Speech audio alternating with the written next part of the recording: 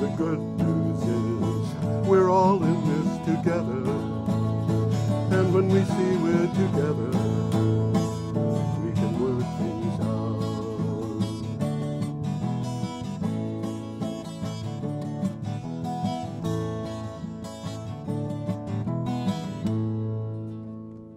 Hello, ladies and gentlemen. This is Energy Week with George Harvey and the famous Tom Fennell, philanthropist, world traveler. Let me hook up my microphone here. What a good idea. Every day I get up early. Today I overslept. I slept until almost 5 o'clock. Amazing. Well, I woke up at 3:15 and I was just too sleepy to get up. So I said, I'll sleep in today, and I slept in until about 4:50. I search the internet for news on energy and climate change, and I find 10 to 15 articles every day, which I package up in little bundles of 50 to 55 words with a link to the original article so people can find what's going on. Each synopsis explains as well as I can in that amount of space what's going on in the article. And every week, Tom and I get together and talk about these here at BCTV. The blog is geoharvey.com. By the way, that is for George Harvey. Can you imagine such a thing? But it had not. I had to find a name for a blog, and I couldn't think of one, so I just put in Geo Harvey. Yeah.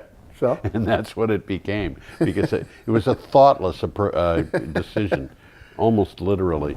Anyway, we are starting in this week's show on April 19th, which is a week ago today. The show is being recorded on April 26th. Well, this is in effect the best of the blog. Best of the blog. And some of these articles are worth reading. Some of them are very worth reading. Yeah. And if I can, I'll try and remember to alert you to the ones I think are particularly compelling, and you can look them up, because as they say, some of the ones we're going to talk about this week are really worth looking up. They are, some of them. We're going to start off with an article from The Guardian, which has We got a picture here coming up, don't we? The picture doesn't tell us much. It doesn't tell us much. It looks like somebody who's studying for school. Living without power, it says. Yeah. On Monday, that is to say the Monday before April 19th, Puerto Rican power utility boasted that it had restored 97% of the electricity to 97% of the island.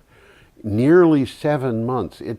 7 months after this Hurricane Maria, yeah. They've got 97% restored, which is, I mean, just imagine being without power. And there was a lot of people went down there to help them. Yeah, and you know, these are places. That means not only no lights, it also means no refrigerators, no air conditioning in a hot climate. 2 days after that, the precarious electric grid collapsed as a result of a minor accident, plunging the entire island into a blackout. According to officials, the power would be restored in 24 to 36 hours. Well, it's past that now. We don't know. Have they been restored yet or not? I believe they have. The entire island wasn't quite put into a blackout because there have been a number of local microgrids built. That are new. Yeah. There had been a few, but there's been an attempt, largely unsuccessful. FEMA has been trying to restore the grid to the same dilapidated state that it had been in. Which is foolish. Yeah. No, this, by the way, was the second biggest electricity crisis in modern world history. Okay, the only one that was worse was the Typhoon Haiyan, which hit the Philippines in 2013. Okay. So far, the hurricane has triggered more than 1,000 deaths, a mental health crisis, and a mass exodus from the island. Yeah. And the next hurricane season is just 6 weeks away. Yeah. Wow. And the mass exodus is the subject of our next article.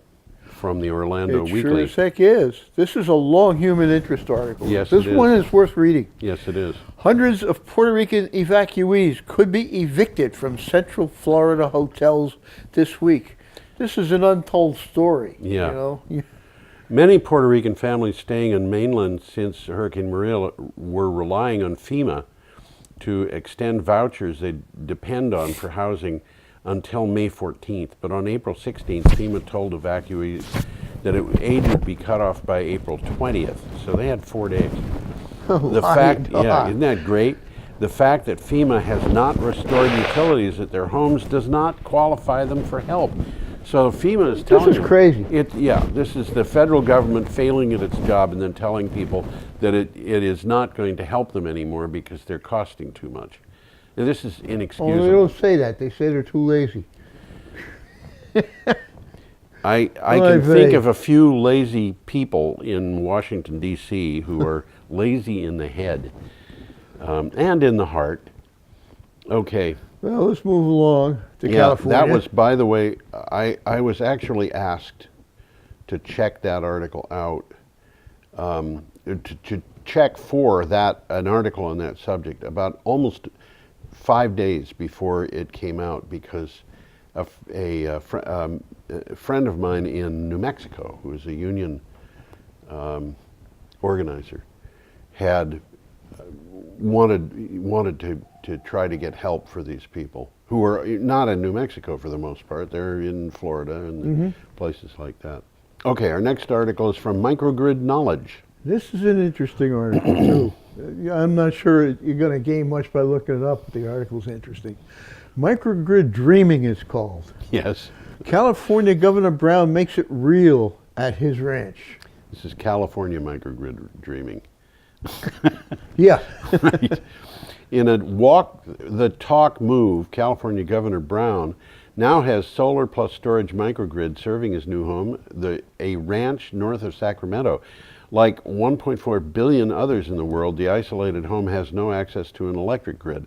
The Brown Ranch microgrid has 48 solar panels and 10 Simplify Phi 3.4 kilowatt hour 48 volt battery. That's a lot to say. 48 volt batteries. There's some pictures here, and the batteries are pretty neat. They're very much like the Tesla Powerwalls. Yes. They look a little smaller. Yeah.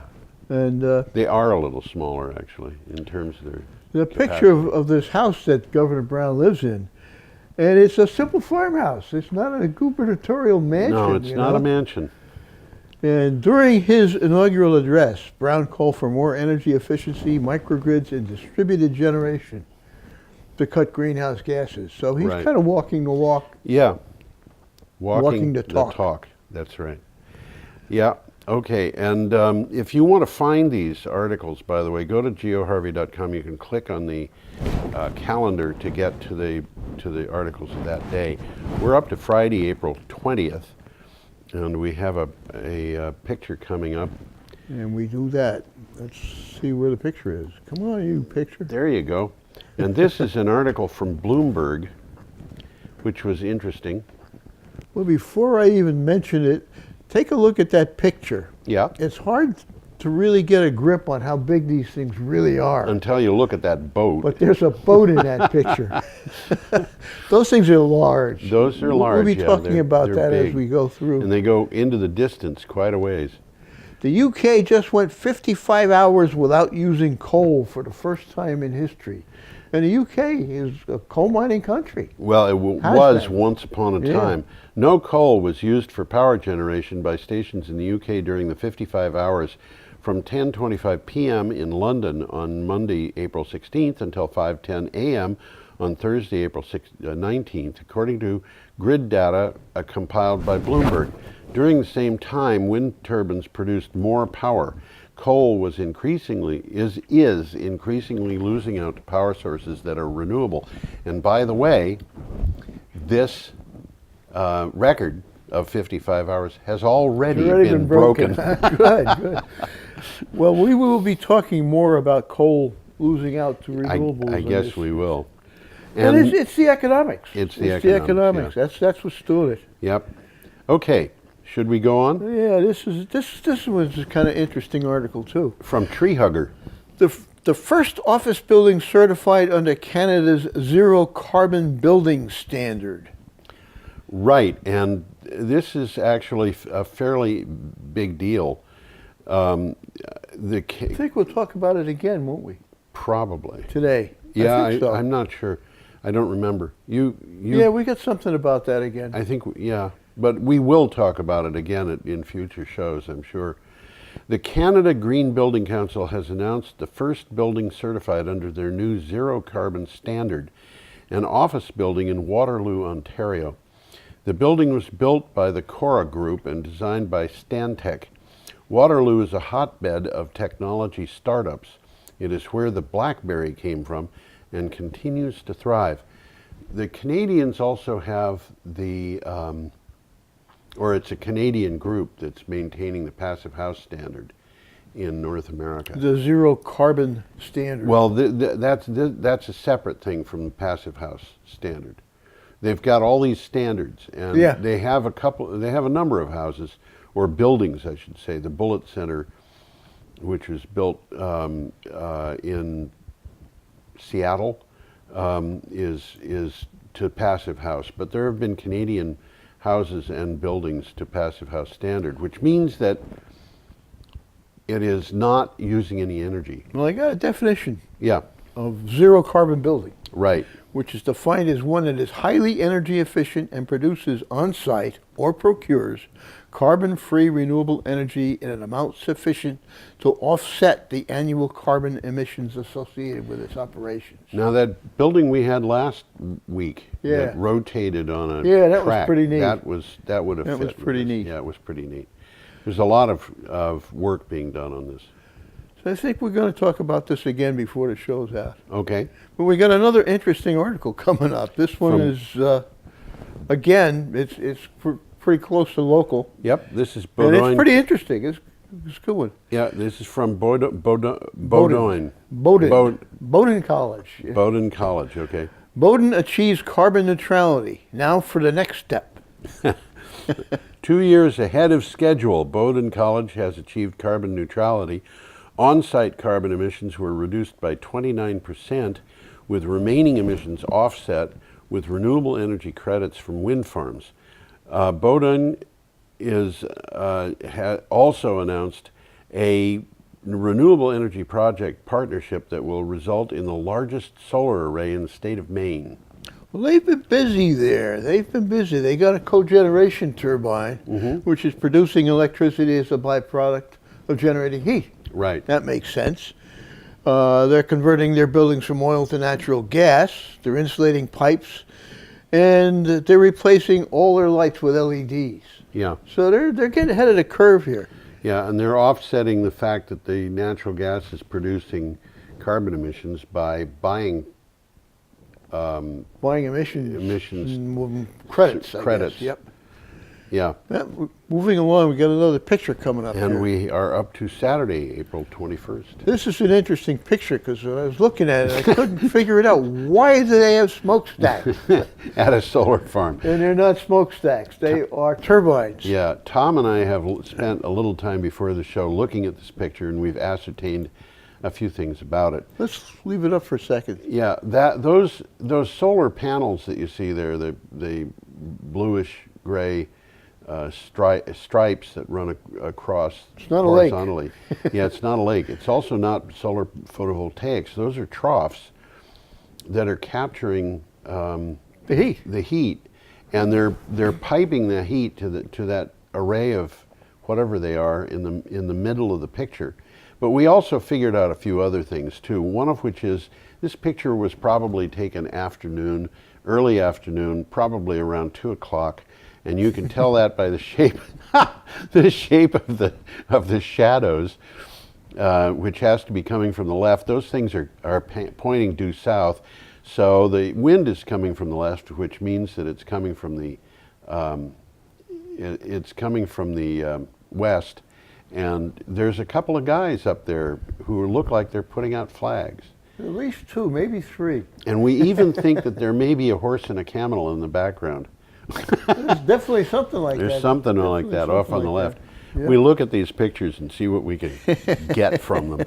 Anyway, that picture is from Shams 1, which is at Masdar. And the headline is, Yes. UAE, United Arab Emirates, investment in renewables grew 30 times. Yeah. 30-fold in 2017. This is from Zawiya. The UAE was the second largest investor in a renewable energy sector in the Middle East and Africa last year, investing $2.2 billion, up 2,815% over the previous year. The UAE recorded the second highest growth after Rwanda's 8,665%. That's amazing. Well, it's amazing until you consider Rwanda's a what small does it country. mean. It's not much bigger than Rhode Island. Yeah, but I mean, if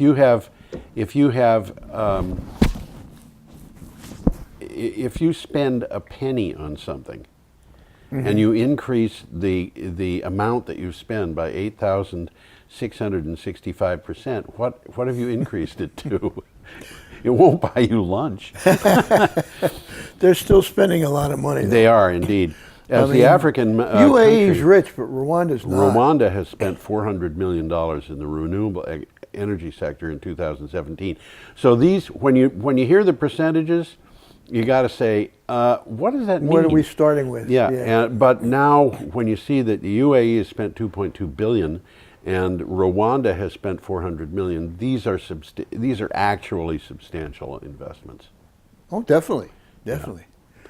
So, well, let's come back home. Back home, we are getting a piece here from masslive.com. Amherst, Hampshire, and Smith join a college solar energy cooperative. Wow. Now, we've talked about... I've heard of those colleges. We've talked about Hampshire before, where they put in a lot of solar. Right, we have. Yes. This is growing onto that. Right. 5 New England liberal arts colleges have joined together to create a solar power facility that will offset 46,000 megawatt hours of the total amount of electricity they use. The participating colleges are Bowdoin, Amherst, Hampshire, Smith, and Williams. The facility will be built in Farmington, Maine, and is expected to open in 2019. Which is not on any of these campuses. No, it's not. It's often in middle of Maine somewhere. Bowdoin is in Maine. The other 4 are barely in Maine, but yeah. Well, yeah. I knew a fellow once who lived in Fort Kent. Uh-huh.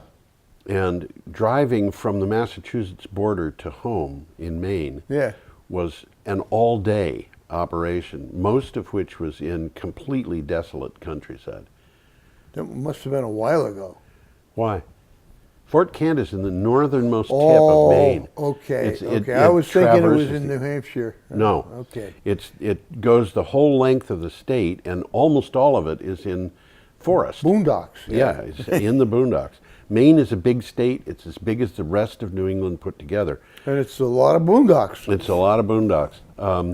But 4 of these campuses are in not just Massachusetts, but they're in central and western Massachusetts. Amherst, Hampshire, and Smith are all clustered together. More or less. Williams is a little bit out. far. Williams is out west. Yeah. Okay. Okay. Let's move along. Move along. We have a picture here of the Block Island Wind Farm. Yeah. And which is there it is. In operation now. It's been in operation for a while. This is not an artist's concept. And this comes from a source that is simply called Source. Market forces are driving a clean energy revolution in the U.S. Transforming U.S. energy systems away from coal and toward clean energy was once a vision touted mainly by environmentalists. Now it is shared by market purists. Today, affordable renewable energy is driving coal production and coal-fired generation out of business. That's no joke. That's happening all over the world. And the industry's aware of it. I mean, they're starting to take notice. Yeah, and they're telling Donald Trump, "We want you to save us."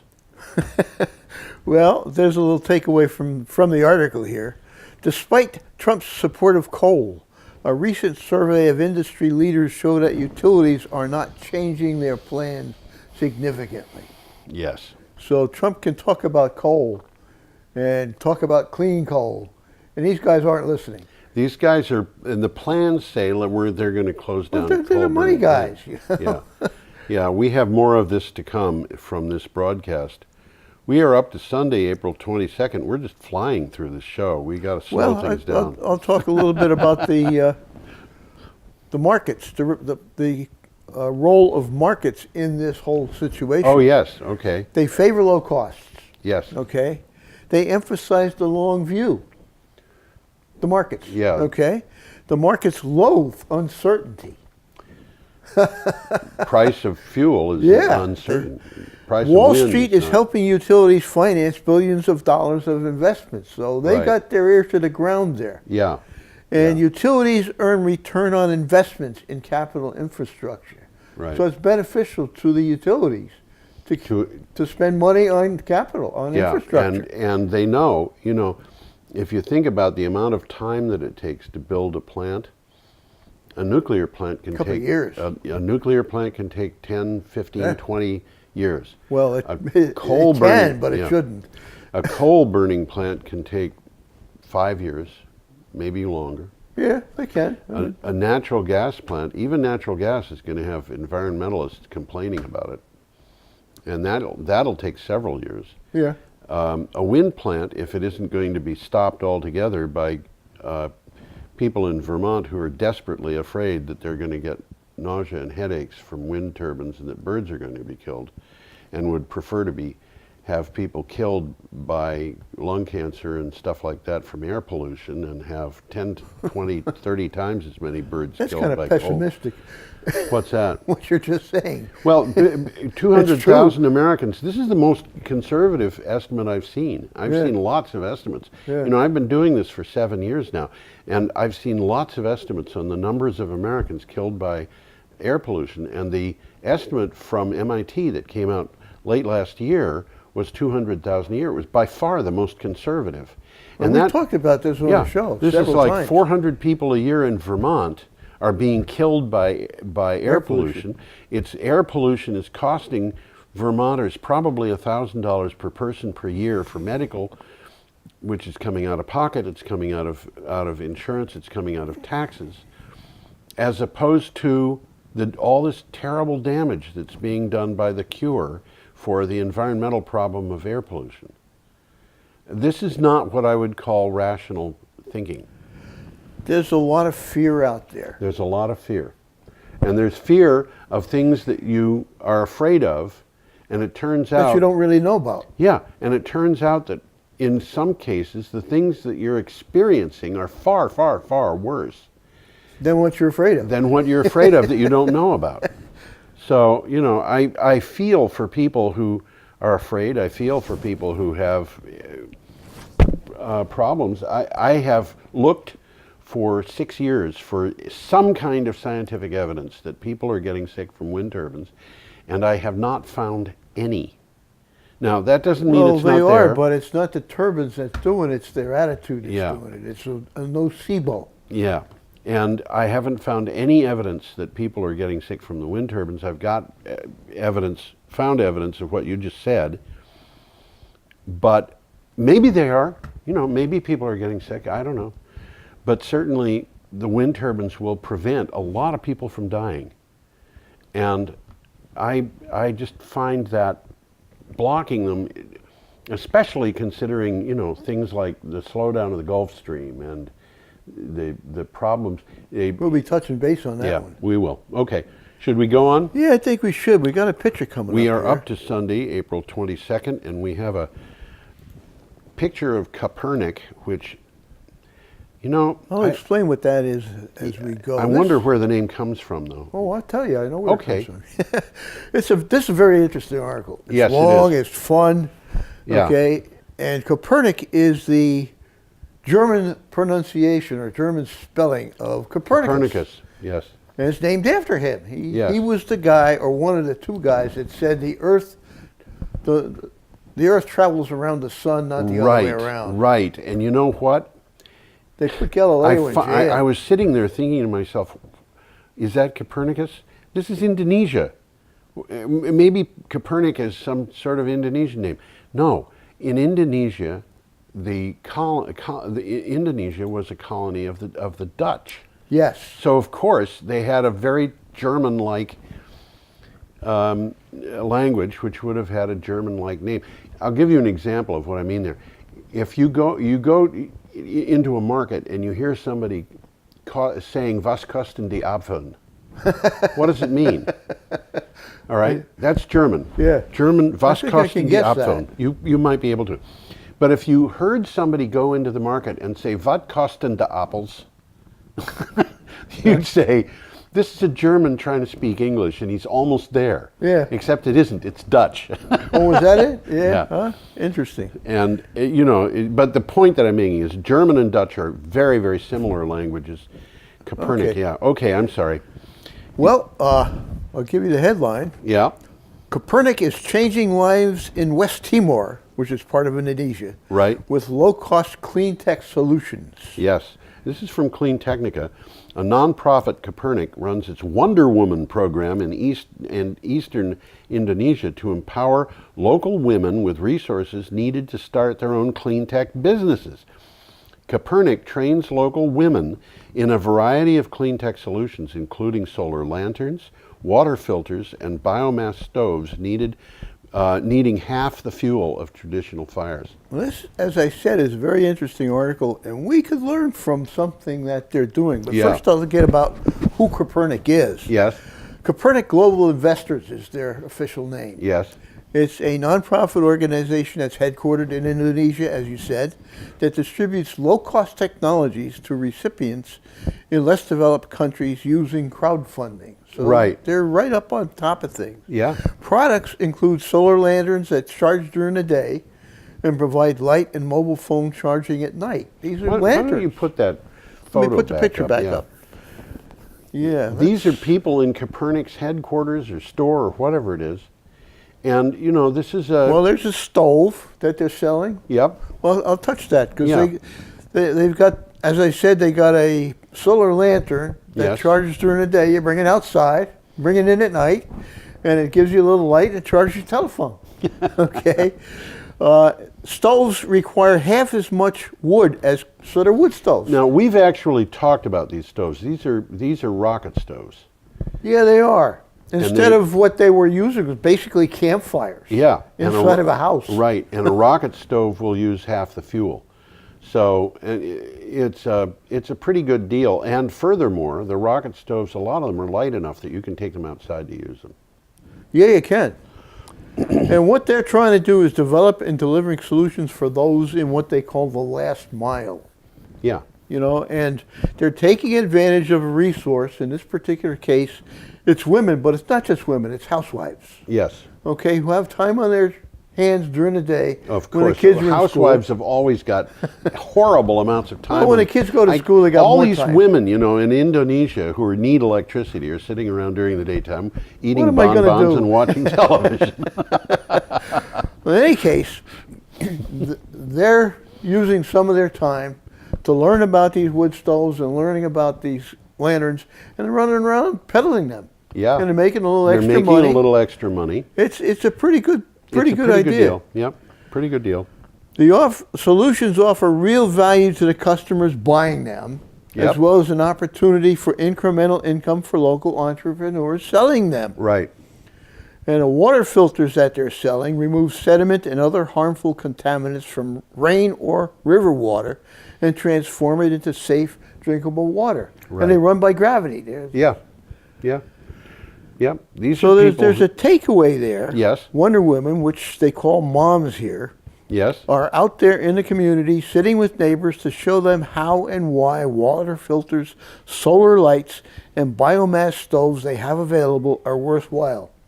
They're the true heroes of the program. Right. Right. And I'm saying we could build on this right here in America Yep. using housewives to peddle things like solar panels.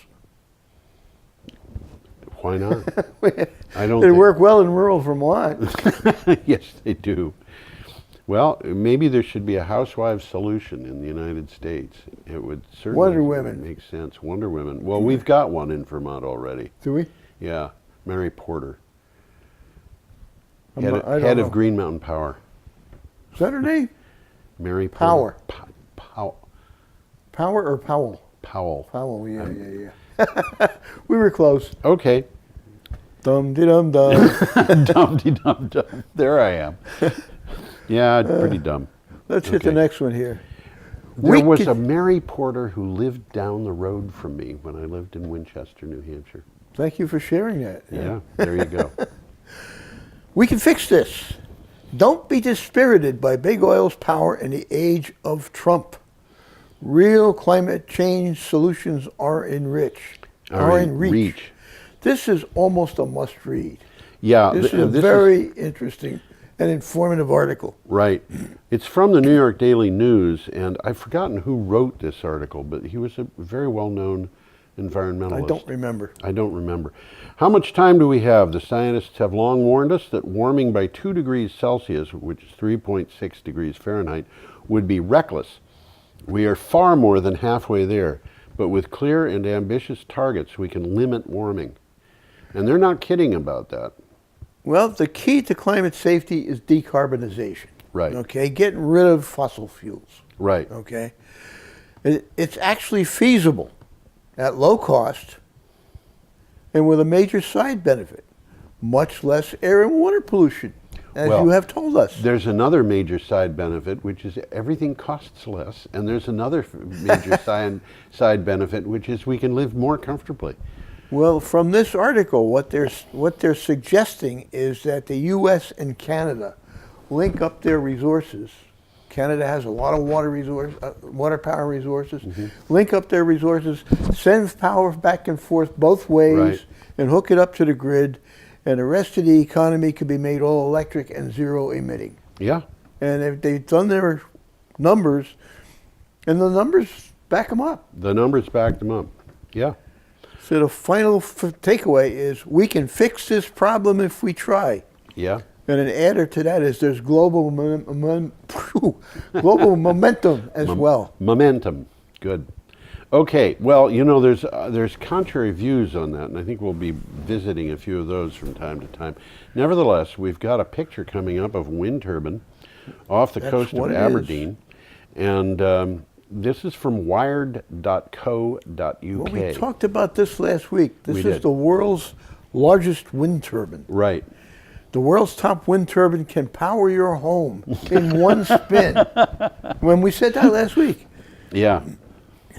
The world's most powerful wind turbine, which was installed in the sea off the coast of Aberdeen, is the first of 11 such beasts that will make up the European Offshore Wind Deployment Center. The wind farm will cost £300 million to build. A single propeller rotation can reportedly power an average home for a whole day.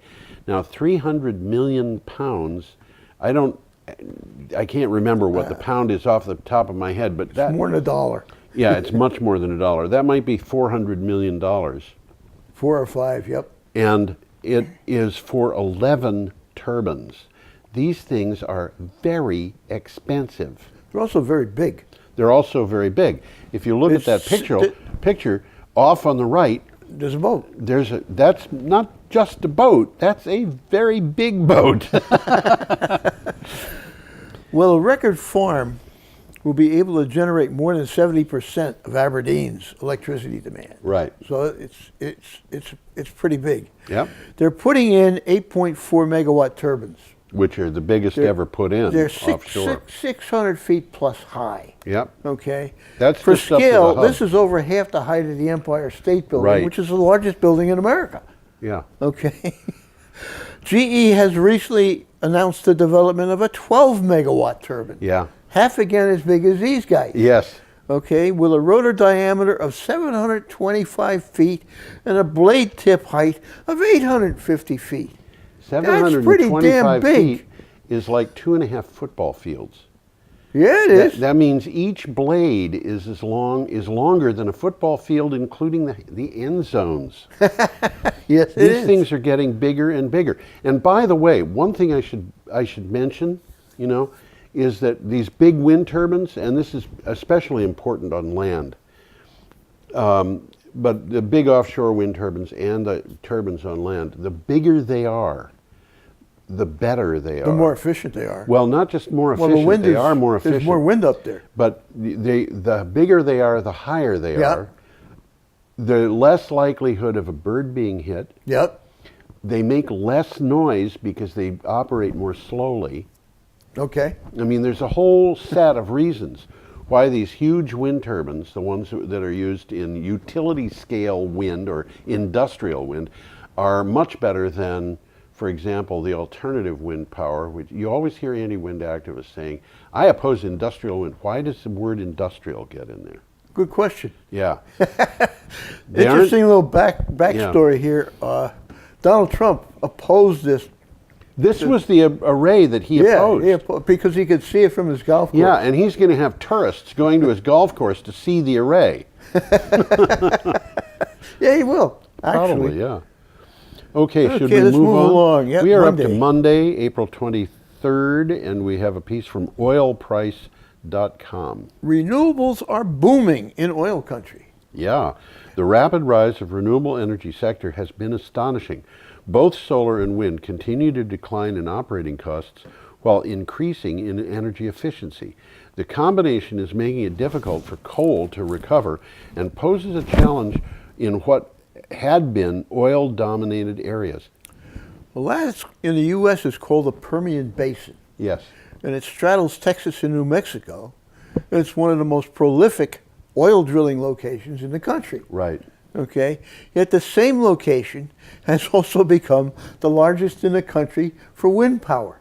Yes. Okay, even in this deep oil country, Texas produces more wind energy than the next 3 states combined. Yes. Poor old Texas, huh? Poor old Texas. Wow. Yeah. Currently, the Lone Star State accounts for nearly a quarter of the nation's wind power capacity. Right. I didn't realize that. I thought there was more up in North Dakota and all of that. Huge. They haven't developed it in North Dakota. Yeah. If we developed, if we really developed the rest of the areas that are available, the way that Texas has been That are developed, good wind sources. we'd Yeah. be developing Oklahoma, Kansas, Nebraska, The 2 Dakotas. the 2 Dakotas, half of Wyoming, much of Montana, parts of Colorado, and a lot of New Mexico. All In that flat addition to country which- in the West Midwest. Yep, and you've also got Iowa to take into that mix. This Yep. is a huge area. Yeah. There's a huge amount of wind resources available. And of course, if the wind isn't blowing in Texas, it's going to be blowing in North Dakota, South Dakota, It'll be whatever. blowing somewhere. It always blows someplace. So, yeah, and the Texans just happen to be very aware of it. I think I told you when I looked at when you look at a satellite view of the Roscoe wind farm, or actually this would be true of a lot of wind farms in Texas. Is that the one with the turbine in the hospital parking lot? No, that's Greensburg, Kansas. But the Roscoe wind farm, which is in central Texas, You talked to somebody down there, didn't you? I talked to people down there. You can see the individual wind turbines from the satellite. All Okay. right? Yeah. You can see that these wind turbines have interspersed among them old oil rigs, Okay. most of which are in really bad shape. A few of them have been removed. Many of them have clearly been broken down and abandoned. There's only a very few that look like they might be in use. Yeah. And they are many of them have got oil spills next to them, not huge areas, but a couple 100 feet that have been blackened. And the people in that area, I think, are far better off, and they know it, with the wind turbines that just kind of make electricity, provide them with an income. It's a much more stable lifestyle. Well, they're not going to run out of wind like they ran out of oil. They aren't, that's right. And of course, when you have a huge boom situation and you run out of oil, your workforce is all of a sudden disrupted completely. Your economy is completely disrupted. So Well, a lot of farmers look at this as a new crop. that's right. That's what they look at it as. And it's an easy crop for them to deal with. It's just an income. They don't have to put work into it. Well, this next article's very timely anyhow. Yeah, next article is from And we got ecobusiness.com. a picture here too. We do. And this is the Albany Wind Farm, but that's not Albany, New York. No, it's not Albany, New York. Albany, New South Wales, I think. I don't. Western Australia. Western Australia, I think, yeah. How to unlock renewables? Cheaper, cleaner, better batteries. Yeah. Duh. Advances in energy storage technology have propelled an explosion of portable electronics and radically changed the way people live and communicate. Batteries can help to make clean energy-based power plants a viable alternative to thermal power stations. Well, the key here is batteries, and of course we talked about that there's a lot of little people with little beady eyes all around the world trying to develop a better battery. Yeah. Why? Because there's a market for it. Yeah. You know, and some of them are going to hit it. Well, batteries, I think, are where the big growth is going right now. Oh, in definitely. renewable And, energy. you know, as I've mentioned here, when I was in college, I don't think we spent more than 3 hours in electrical engineering classes talking about batteries. Yeah. You know, it was 1890s technology Yeah. that we were using. Yeah. This is changing, and it's changing pretty fast. Yes, it is. This article refers to the zinc bromine flow battery, which I didn't know anything about. Yeah. So I'll tell you a little bit about it because it's interesting. Yep. It's a solution of zinc bromide stored in 2 tanks. When a battery is charged or discharged, the solution is pumped through a reactor and back into the tank. So it goes from one tank to the other. Mm-hmm. One tank is used to store the electrolyte for the positive electrode reactions, the other for the negative. So it moves from one to the other. During charging, zinc is plated onto conductive electrodes, while at the same time bromine is formed. On discharge, the reverse occurs. It goes back and forth. The metallic zinc plated on the negative electrodes dissolves in the electrolyte and is available to be plated again in the next charge cycle. Mm-hmm. And here's a good one too. It can be left fully discharged indefinitely without damage. Yes. You can't do that to your car battery. No, you can't. Actually, just taking it. So this is just one of the things people are Yeah. working on, and it's a totally radically different concept. Yeah. Just taking a car battery to fully discharged is going to be It's going to hurt it. very, Yep, very absolutely. bad for it. Okay, we are up to an article, still on Monday, April 23rd, we're up to an article from Forbes. America's smart grid dreams are fading without congressional support. This is kind of sad. Well, there's a It reason. isn't going to happen long. Yeah. The U.S. Congress has not allocated funding explicitly for the smart grid since the Obama stimulus package in 2009. Without congressional support, the grid could develop in slow and piecemeal fashion, putting it at an increased risk of being made up of incompatible parts. That's the downside. That's the downside, yes. And that is a pretty considerable downside. Yeah, if they don't work together, you don't have a smart grid. Well, you can have a smart grid, but it's Not going very to be, smart. It's not going to be very smart. If there's a way of doing this without Congress, and actually, organizations like Apple and Google and so forth could combine with Green Mountain Power, and Rocky Mountain Institute would have a say in this. But this is tech, and a smart grid is high tech. It involves computers, and if they got together, they could build a standard for how these smart grid things work. Well, there is a consortium of electrical utilities in the U.S. Mm-hmm. I forget its name right now, but unfortunately, they're not behind stuff like this. They're trying to retain the old model. The And old that's a model doesn't mistake. require new investment for them. Yeah, So that's why they want to retain it. They want to get the return on the investment as they've much already as made. they can before they spend Yeah, more money. and unfortunately, that is why we're not. I mean, Google and Apple can build committees to make standards, but they're not going to be adopted if the utilities don't adopt them. Well, it's unfortunately not just the utilities themselves, it's the utility consortium Yeah. that's doing it. They're probably a bunch of old fogies like us. Well, they probably are, but you know, I don't have money in the deal, so I don't have an axe to grind in favor of retaining fossil fuels. So you know, that makes me a good guy. Not all the utilities are fighting this, by the way. Not all. Certainly, I'd be astonished if Green Mountain Power was. They're not. They're not. They're not fighting it. No. Yeah. Okay. Let's move along to Tuesday, April 24th, and we have an item from Renews, and I got just a nice picture coming brought up a picture, but it's the wrong picture for the article. It's not for this article. It's for the next one. No, it is. Is it? This is for this article.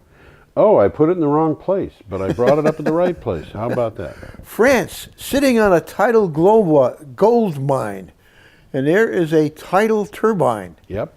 Okay, interesting looking thing. It is. It looks like a wind turbine, but very different. It's very different.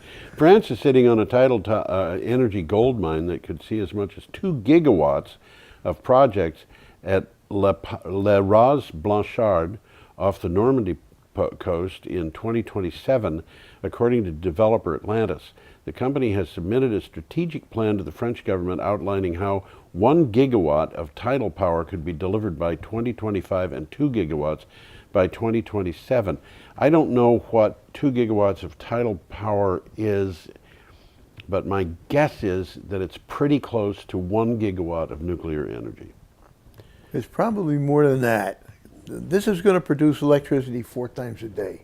Oh, 4 times, of course. Yes, 4 times a day. Yeah. Tide is going in, tide is going out. Right. And I would say probably 80% of the time this is producing some measurable power. Yeah.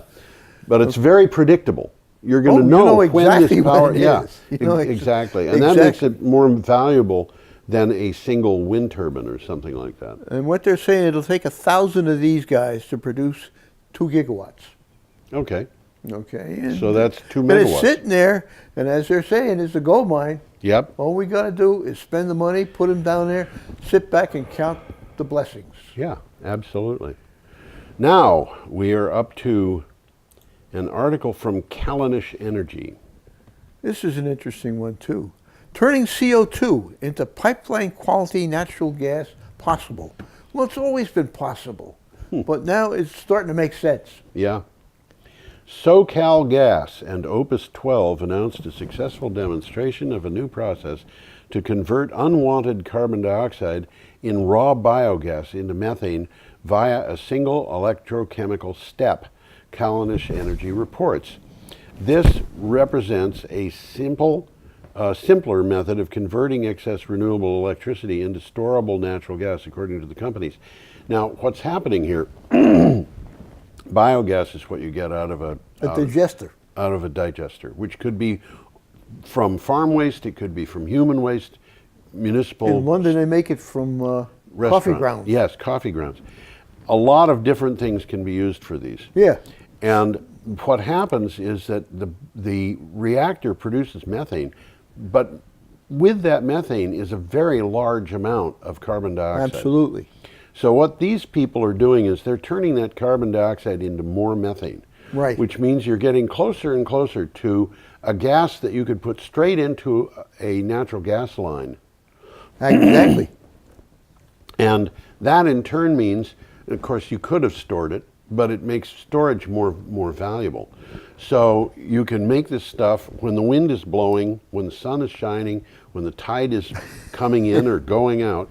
You can make this, you can take that renewable energy and use it to make your biogas richer in methane. They haven't reinvented the wheel here. No. They're using electrolysis. Yes. And anybody who's taken high school chemistry knows what electrolysis is. Yes. Okay. But in this particular case, the electrolysis uses power that's coming from renewables. Yes. Okay. They're not buying high-priced fossil fuel power. Yeah. They're using turbines. They're using solar. Yeah. They're getting the power cheaper. Right. And these things are probably located right next to the turbines or right next to the the solar farms. Yeah. So it's a concept that makes sense for the first time, because electrolysis isn't cheap. But if you're getting the power cheap, electrolysis is cheap. Yes, and if you're getting the power renewably, electrolysis is renewable. But also, they're working on making the electrolysis more and more efficient. Yeah. So that's a big deal. That's what this article basically is all Yeah, about. They've yeah. come up with some breakthroughs. Yep. They talk about a new polymer electrolyte membrane. Okay, I don't even know what that is, but that's what the little beady-eyed guy is working on. Yeah. Okay. Well, this next article could be a very important one. This is from We've The Guardian. mentioned graphene before. Yes, we have. And this article says that graphene is a game changer in making building with concrete greener. Who'd have thought? Okay, the novel supermaterial graphene could hold the key to making one of the oldest building materials greener, scientific research suggests. Graphene has been incorporated into traditional concrete production by scientists at the University of Exeter to develop a composite stronger and more water resistant than existing concrete. Concrete's been around since the Roman Empire. Oh, definitely, yeah. It's been around for a long time. The In Romans fact, had it. Yeah. there are still the Colosseum is concrete, isn't it? I don't know, but there are still buildings from the Roman Empire Oh, sure. that are in use that They built then. from concrete. But it uses a huge amount of energy. Huge amount. Well, of when energy. you make cement, you're taking stone and heating the heck out of it until all the water in it's driven out. and there's a lot of water in the stone. And a lot of carbon in it. Yeah. And it's very energy intensive just Yep. to make the cement. Plaster is the same kind of process. I guess it is. Where yeah. you take alabaster, essentially, that's what it is, and you heat it to drive the water Yeah. off, and then if you add more water, you got alabaster again. Okay. Only it isn't alabaster either case, but it. Well, I will remind people if they don't remember, because we talked about graphene, it's a form of carbon, a new Yeah. form of carbon that they've developed in labs, Right. made of a single layer of atoms in a hexagonal lattice. Yeah, It looks like a chain link fence. it is one of the most fascinating chemicals that I've ever come across. It is a superconductor. hugely conductive material Yeah. for electricity, for heat. Uh-huh. It is many times more conductive than copper, That's amazing. isn't it? Yeah. It's also extremely expensive right now because nobody really knows how to make it cheaply. Although the sense that I have is that some kid in 11th grade is going to try making something, and discover that he's made graphene and he's got a repeatable process that he can make sheets of graphene and make himself into a multi-billionaire. That's the kind of state that this particular product is in. We're at a point where gifted amateurs can still make significant contributions Yeah, it's to happening. science We've here. talked about a couple. Yeah. Well, what of course is going on here is if you got a concrete that's twice as strong, you can use half as much. Right. Okay. Well, what this Which reminds me of. releases the use of a large amount Yeah. of energy that they used to make it in the first place. Right. What this reminds me of was a house that I used to live in where the plaster on the walls had all been applied by a plasterer. Okay. But before it was applied, it had been mixed with horsehair. Yeah, they used to do that. And Yeah. it makes it really hard to apply, but it also makes it almost impossible to get it off, which is what you don't want to have happen. You don't want it to delaminate all by itself. So, anyway, should we move on? Yeah, here? we got a picture We're here. up to, This is very close to another picture that we saw before. yeah. I And think this it's the is- same place. It might be. It's just a different view. Yeah, it might be. This is on Wednesday, April 25th, which is yesterday, on the day that we're recording the show. So what do you? China installs nearly 10 gigawatts of solar in the first quarter. And this is It's up 22%. an article from Clean Technica, and this is disturbing to me for a reason which I have noted. China's National Energy Administration announced that the country installed an impressive 9.65 gigawatts of new solar PV capacity in the first quarter, up 22% from the same period a year earlier and up on analyst projections. Last year, China installed a massive 52.83 gigawatts worth of solar capacity in its own territory. Now, what that means is that they don't install a lot during the winter. Most of the installation is at other times of the year, so we can expect they're up 22% on last year. If that continues, we're going to see well over 60%, 60 gigawatts rather of solar capacity installed in China this year. Well, China itself is expecting between 40 and 45 gigawatts. Okay. But you're saying they're going to probably do more than that. But they probably will. Last year they had to say, by the way, we were wrong about that twice during the course of the year. But they installed 9.65 gigawatts in the first quarter. The United States. So they're heading out. The United States last year installed 8.2 gigawatts in the whole year. For the whole year. So they have already, in 3 months, installed more than we installed last year. We are not expecting to install more solar this year because of this Trump tariff. Yeah. The Chinese aren't going to lose out on that because they've got other markets. I mean, it's not hurting China any. It's not hurting China. Let's take a quick look at that picture because it's a good shot of these solar troughs. Solar troughs. Yeah. And they're in multiples there, and the mirrors shine on pipes that are running right down the middle. Yep. And there's something in the pipes that's not water. I think it's liquid sodium. It's probably salt. It could be salt. Yeah. But any liquid salt. Yes. In any case, they use that to boil water. Yep. And they use the boiled water to generate steam. And they use the steam to run turbines. There's got to be a joke there somewhere. But it's a very interesting process. And this is not for Vermont. This is for deserts. Well, and that's where we're putting them up. We're putting them up in Nevada. We're putting them up in California. We had a picture a couple of years ago of a solar thermal plant in France. Spain. France. Yeah. In southern France. Yeah, it was in the Pyrenees. It was right near Spain. Yeah. And that's about as it's still almost the same. Yeah, it might be close to the same latitude. I mean, Paris is way north of us. I think these are much better suited for deserts. Well, yes. Yeah. Okay. So moving along, we're running out of time here. Good. Okay. 3 minutes left. Clean Technica brought us this. Again, bids call to replace 2 gigawatts of coal with solar and wind in India. This is important because what's happening here is the Indians, this Indian company, NTPC, which is the biggest generating facility company in India, is talking about closing down existing coal-burning plants because solar and wind are cheaper. With a sharp decline in tariff bids for solar and wind energy projects in India, the country's largest power generation company is now looking to replace some coal-based power supply with potentially cheaper renewable energy. NTPC Limited will call for bids to auction 2 gigawatts of solar and wind energy capacity. By the way, that's the National Thermal Power Company. Yep. And now we're up to my favorite picture.